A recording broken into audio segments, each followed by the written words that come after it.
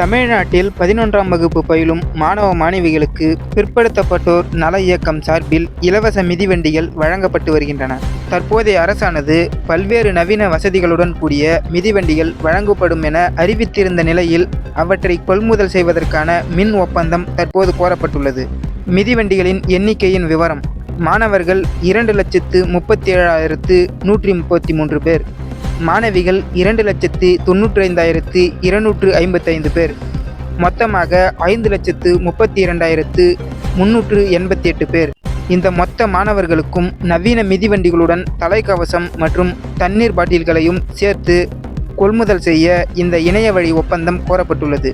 விண்ணப்பிக்கும் காலம்: நாளை முதல் செப்டம்பர் 28ஆம் தேதி வரை இணைய வழியில் விண்ணப்பிக்கலாம்.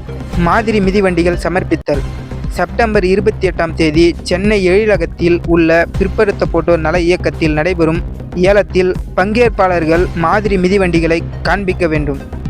மேலும் செப்டம்பர் 29ஆம் தேதி ஒப்பந்த புள்ளிகள் திறக்கப்படும்.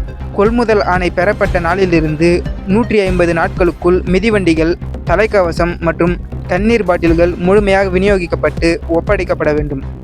மேலும் 11ஆம் வகுப்பு மாணவர்கள் இந்த 2026-2027ஆம் ஆண்டு கல்வியாண்டை முடிப்பதற்குள்ளேயே மிதிவண்டிகளை விநியோகம் செய்யும் வகையில் பணிகள் தற்போது முழுவீச்சில் தொடங்கப்பட்டுள்ளது குறிப்பிடத்தக்கது.